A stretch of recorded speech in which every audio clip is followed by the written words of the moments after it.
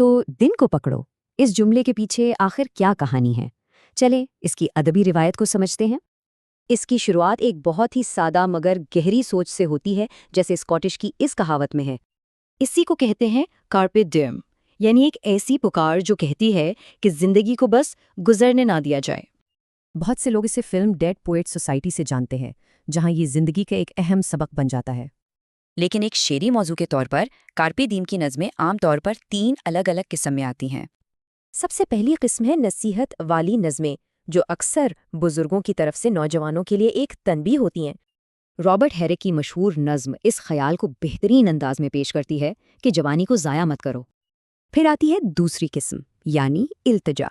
ये आमतौर पर किसी चाहने वाले की तरफ से एक दरख्वास्त होती है।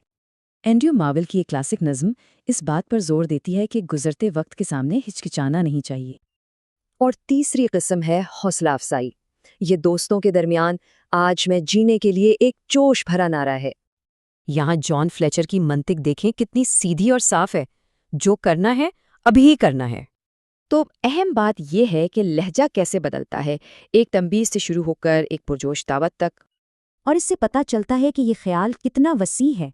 इसने बहुत से मशहूर शायरों को लिखने पर मजबूर किया।